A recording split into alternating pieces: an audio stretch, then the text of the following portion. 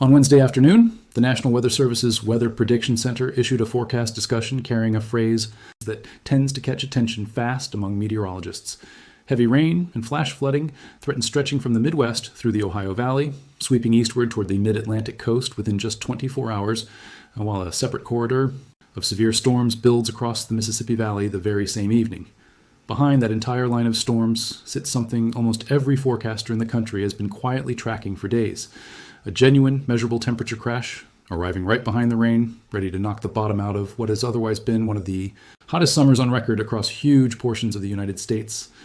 Understanding exactly how a single cold front can trigger that kind of dramatic swing reveals something most people never think about every time the sky suddenly clears and the air turns noticeably cooler behind a passing storm. To understand why a temperature crash like this one actually happens, you first need to understand what a cold front physically represents as it moves across the map. A cold front is not simply a line on a weather graphic. It is the leading edge of an entirely different air mass, a genuine wall of denser, cooler air, actively wedging itself underneath the warmer, more humid air that had been sitting in place for days or weeks beforehand. Because cold air is denser than warm air, it does not simply blend in gently. It plows forward and forces the warmer air upward ahead of it, and that forced upward motion is precisely what generates the line of thunderstorms so often riding directly along a strong cold front's leading edge. That collision between air masses is exactly what has been unfolding across the central United States this week. Heavy rain and thunderstorms developed across eastern Nebraska, sweeping into southern Iowa and northern Missouri, as a cold front pushed through the central plains, with the Storm Prediction Center flagging a slight risk for severe weather in that corridor, since afternoon heating combined with the front's lifting motion created conditions capable of producing damaging wind gusts and large hail. As that same system continues advancing eastward through the following day, forecasters expect the heaviest rain and flash flooding threat to shift directly toward the mid-Atlantic coastline, essentially tracing the exact path the cold air behind it will soon follow. If a story like this genuinely makes you want to understand exactly why the air feels so dramatically different once a storm finally clears, hit that subscribe button now, because the physics behind these sudden temperature crashes explain something most people experience constantly but rarely stop to actually think through. Here is precisely what happens once that line of storms finally clears a given location, and why the temperature drop that follows often feels so much more dramatic than anyone expects. Thunderstorms riding along a cold front pull air downward from higher in the atmosphere as part of their internal circulation, air that tends to be considerably cooler and drier than what was sitting at the surface beforehand. That downward rush, combined with the fresh cold air mass now settling in behind the front itself, frequently produces a temperature drop that arrives within just an hour or two of the storm passing, sometimes swinging 20 or more degrees in a single afternoon. Add clearing skies overnight, which allow accumulated daytime heat to radiate freely back out into space without cloud cover trapping it near the surface, and the following morning's low temperature can end up dramatically colder still. This particular week's pattern carries genuine significance specifically because of what it is replacing. Dangerous heat has persisted across the south throughout this same stretch, building simultaneously into the southwest as high pressure strengthens over that region, creating exactly the kind of sharp contrast meteorologists have flagged repeatedly this summer. Intense heat holding firm in one part of the country while active. Storm-driven cooling sweeps through another. For residents across the Midwest, Ohio Valley, and eventually the Mid-Atlantic, this week's storms represent a genuine, if temporary, break from that broader pattern of persistent summer heat, arriving specifically because this particular cold front proved strong enough to actually punch through and displace the warm air mass that had been sitting in place beforehand. What makes tracking these individual temperature crashes genuinely useful, beyond simply knowing when to grab a jacket, is what they reveal about the broader atmospheric pattern driving weather across the entire country this season. A cold front capable of producing flash flooding and severe weather, stretching from the plains to the mid-Atlantic coast within a single forecast. Period reflects a genuinely active, energetic jet stream configuration, one capable of pushing meaningfully different air masses across enormous distances within just a day or two. Meteorologists have noted that this kind of active pattern has remained a defining feature of the summer overall, with repeated rounds of storms tracking across similar corridors throughout much of August, each one bringing its own temporary crash in temperature before the underlying heat inevitably tries to reassert itself in the days that follow. The storm. Prediction Center's own multi-day outlooks have continued flagging additional severe weather potential, extending several days beyond this immediate system, suggesting the broader pattern responsible for this week's temperature crash is unlikely to be a single, isolated event.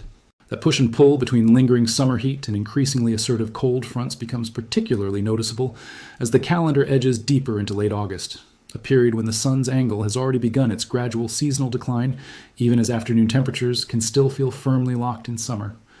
Forecasters have specifically pointed to this transitional window as a time when cold fronts tend to punch through with noticeably more authority than they could during the height of summer in June or July, since the overall atmospheric energy available to sustain persistent heat domes has begun its slow annual decline, even on days when the thermometer itself has not yet caught up to that shift.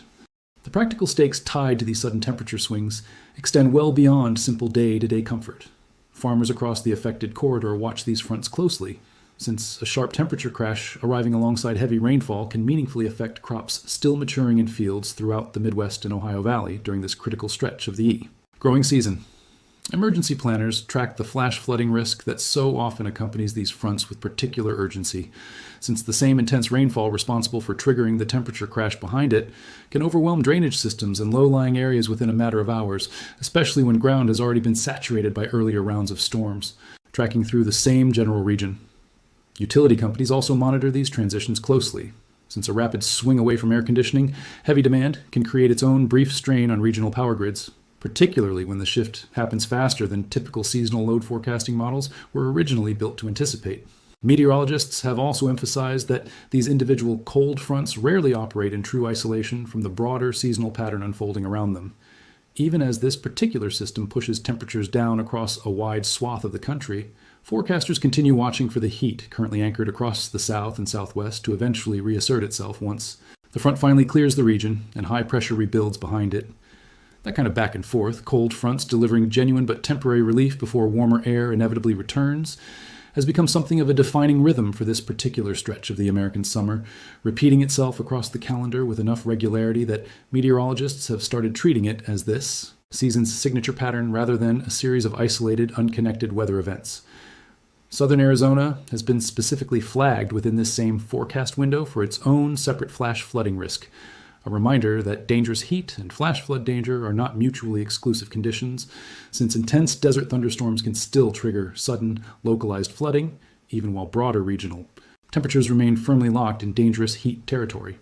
There's also a broader scientific story tying these individual day-to-day temperature swings together, one connecting directly back to how the jet stream itself has been behaving throughout this entire year. Researchers studying the jet stream's growing tendency to wobble into larger, slower-moving loops have found that this same weakened, wavier configuration is capable of producing both extremes, locking oppressive heat domes in place for weeks at a time in one region, while simultaneously allowing unusually vigorous cold fronts to punch through with real authority in another. That dual capability helps explain why this particular summer has felt so genuinely volatile to so many Americans, alternating between stretches of relentless, record-breaking heat and sudden, sharply defined temperature crashes arriving right behind whichever storm system finally manages to break through. This week's setup also carries a genuinely useful lesson about how meteorologists actually read a forecast discussion, since the language used by professional forecasters often signals far more than casual weather coverage ever conveys. When the Weather Prediction Center specifically flags heavy rain and flash flooding threats, shifting eastward alongside a slight risk for severe weather, that combination of terms tells trained readers precisely how confident forecasters feel about both the timing and the intensity of what is coming, distinct from a more generic forecast simply calling for scattered storms. Layering a temperature crash on top of that, same system, one strong enough to reverse weeks of persistent heat within a single afternoon, represents exactly the kind of forecast detail that deserves genuine attention rather than getting lost among the routine, day-to-day noise of a typical 7-day outlook. Historical comparisons help put this week's temperature swing into useful context as well. Earlier this same year, a similarly abrupt cold front pushed through the Midwest and Northeast during April, delivering temperature drops of 50 to 60 degrees in some locations within roughly 24 hours, plunging cities like Madison, Wisconsin, and Binghamton, New York from near-record spring warmth down to freezing overnight lows. That earlier event demonstrated just how dramatically a single strong cold front can reshape conditions across an enormous stretch of the country in an extremely short window of time.